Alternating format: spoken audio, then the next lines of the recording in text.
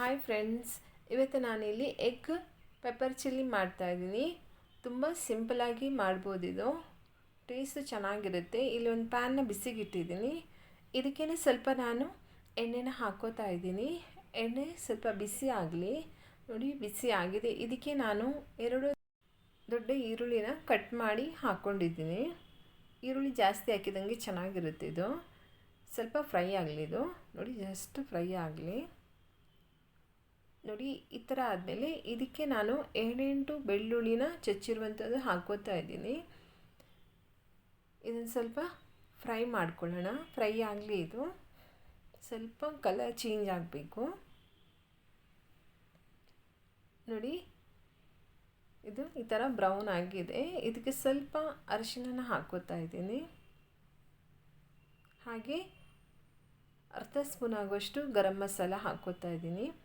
ಇದು ಮನೆಯಲ್ಲೇ ಮಾಡಿರೋಂಥ ಗರಂ ಮಸಾಲ. ಹಾಗೆ ಅರ್ಧ ಸ್ಪೂನು ನಾನು ಪೆಪ್ಪರ್ ಪೌಡ್ರ್ ಹಾಕ್ಕೋತಾ ಇದ್ದೀನಿ. ಇದನ್ನು ಚೆನ್ನಾಗಿ ಫ್ರೈ ಮಾಡ್ಕೊಳ್ಳೋಣ.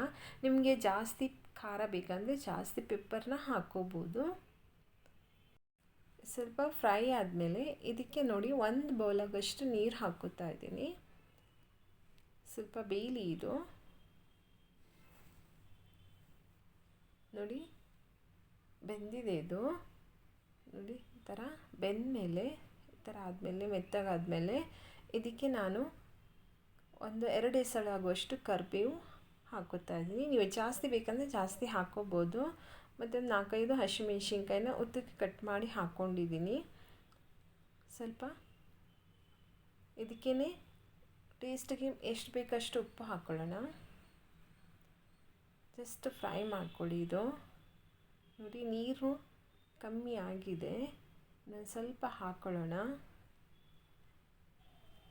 ನೋಡಿ, ಇದು ಸ್ವಲ್ಪ ಕುದೀಲಿ. ಇದು ನೋಡಿ, ಕುದೀತಾ ಇದೆ. ಇದಕ್ಕೆ ನಾನು 5 ಮೊಟ್ಟೆನ ಅರ್ಧ ಭಾಗ ಮಾಡಿಬಿಟ್ಟು ಹಾಕ್ಕೋತಾ ಇದ್ದೀನಿ. ಇದನ್ನು ಜಾಸ್ತಿ ಸೌಂಡ್ ಹಾಕಿ ತಿರುಗಿಸ್ಬೇಡಿ. ನೋಡಿ, ಜಸ್ಟ್ ಹೀಗೆ ಜರುಗಿಸಿ. ಇದರಲ್ಲೊಂದು ಸ್ವಲ್ಪ ಹೊತ್ತು ಬೇಯಲಿ. ಇದು ನೋಡಿ, ಈ ಥರ ಬೆಂದಿದೆ. ಇವಾಗ ಇದನ್ನು ಈ ಥರ ಮಸಾಲನ ನಾವು ಈ ಥರ ತೆಗೆದುಬಿಟ್ಟು ಮೇಲೆ ಹಾಕ್ಕೊಳ್ಳೋಣ. ಮೊಟ್ಟೆನೂ ಏನೂ ಆಗಲ್ಲ, ಹಾಗೇ ಚೆನ್ನಾಗಿರುತ್ತೆ ಈ ಥರ ಮಾಡಿದರೆ. ಇಲ್ಲಾಂದರೆ ಇದನ್ನು ಆ ಕಡೆ ಈ ಕಡೆ ಹಿಡ್ಕೊಂಡು ಈ ಥರ ತಿರುಗಿಸಿ. ಜಸ್ಟ್ ನೋಡಿ, ಹೀಗೆ ಎಲ್ಲ ಮಿಕ್ಸ್ ಆಗುತ್ತೆ. ಇದಕ್ಕೆ ನಾನು ಇವಾಗ ಸ್ವಲ್ಪ ಪೆಪ್ಪರ್ ಹಾಕ್ಕೋತಾ ಇದ್ದೀನಿ. ಹಾಕ್ಕೊಂಡು ಹೀಗೆ ಮಾಡಿ ಇದರ ಮೇಲೇ ಕೊತ್ತಂಬರಿ ಸೊಪ್ಪನ್ನು ಹಾಕ್ಕೋತಾ ಇದ್ದೀನಿ. ಸ್ವಲ್ಪ ನೀರು ಡ್ರೈ ಆಗಲಿ. ಇದು ನೋಡಿ, ಈ ಥರ ಡ್ರೈ ಆಗಿದೆ. ಇದು ನೋಡಿ, ಎಣ್ಣೆ ಎಲ್ಲ ಚೆನ್ನಾಗಿ ಬಿಟ್ಕೊಂಡಿದೆ. ಟೇಸ್ಟು ಅಷ್ಟೇ ಸಿಂಪಲ್ ಆಗಿದ್ರೂ ತುಂಬ ಚೆನ್ನಾಗಿರುತ್ತೆ. ನೋಡಿ, ಇದು ರೆಡಿ ಆಗಿದೆ. ಇದನ್ನು ನೀವು ಮನೆಯಲ್ಲಿ ಟ್ರೈ ಮಾಡಿ. ಇಷ್ಟ ಆದರೆ ಲೈಕ್ ಮಾಡಿ, ಶೇರ್ ಮಾಡಿ, ಸಬ್ಸ್ಕ್ರೈಬ್ ಮಾಡಿ. Thank you.